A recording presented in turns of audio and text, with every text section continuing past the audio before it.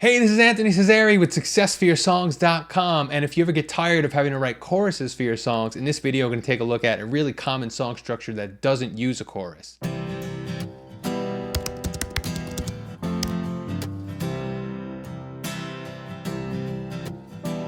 A lot of songwriters get so consumed with writing a great chorus that they sometimes forget that they don't have to write a chorus at all. So the AABA song structure is one of the most common types of song structures, and it doesn't even feature a chorus.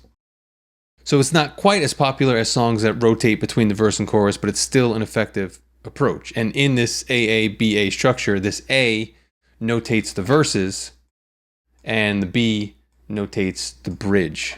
So the most basic form of this structure would be verse, verse, bridge, verse. And while that seems like a structure that could get boring because of the frequent use of the verses, it typically doesn't because of the use of a refrain. So a refrain is a line that happens at the beginning or the end of a verse in most cases, and it's typically the title of the song. A lot of times the refrain acts as the hook of a song within an AABA structure, and it's often the catchiest piece of melody that sticks in your head. So since this type of song structure relies on the verses to do all the heavy lifting, the bridge becomes an important aspect in this type of song because it's the only real departure from the verses. Before we move on, I just want to mention that we have a couple of free songwriting cheat sheets for you that you can download in the upper right-hand side of the screen. You can just tap that little eye and grab those. Also, if you have not yet subscribed to this YouTube channel to stay updated on our latest songwriting videos, we've got a subscribe button on the lower right-hand side of the video. You can do that there. In a song structure with a chorus, the chorus itself acts as a break from the verses, both melodically and in the chords, and then the bridge acts as another break from both of those sections. But in the AABA form, the bridge is the only break from the melody and the chords in the verses, so it's a welcome change in the song.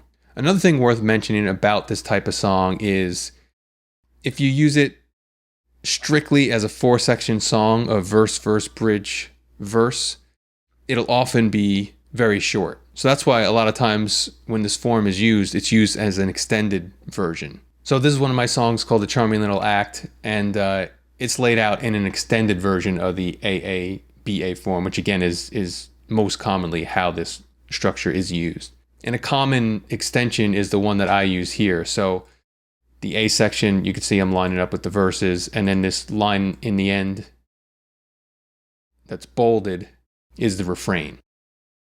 So song structure wise, you can see I have A, B, A, and then I go on to a second bridge and then end on a verse. So that's a pretty common way of extending this structure out. You also might be thinking that when it's extended like this structure seems to be similar to a verse, chorus structure, where the bridges here are just replacing a chorus. But keep in mind that a big thing that makes the extended AABA form different is that the refrain and the title are showing up in the verses, and they're not showing up in the bridge in most cases. In songs with a chorus, typically the title shows up in that chorus. And also in an extended AABA song, a lot of times the bridge only shows up twice, like in this extended version that we're looking at here in this song. And having a section repeat twice is generally less than a chorus, which usually shows up at least 3 times in a song. So you can see from the lyrics and how I have this laid out here, you can see what the structure is like with the extended version. Let me just show you how the refrain sits in the verse. So I'll play the verse for you, and you can listen to it all the way through, and then hear how that refrain stands out in the verse as being different melodically, and then it contains the title. I should also mention, a lot of times a refrain is often one line. In this song, it's 2. So it ends up on A Charming Little Act has the biggest impact. So that's a little bit of a departure of how this structure might be used. And I had some reasons for doing that here, but just keep that in mind as you're listening. So here's a verse into a refrain.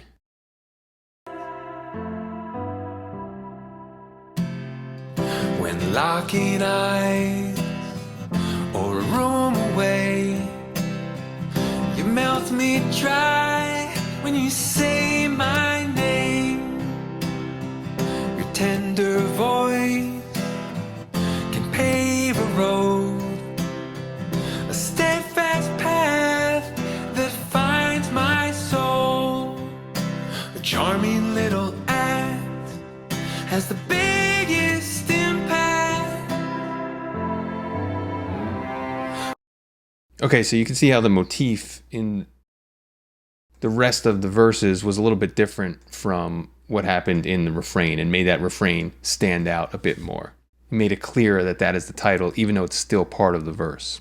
So now take a listen to how the bridge sounds different from the verses and the refrain still, and creates a departure from what we've already heard. All these gifts,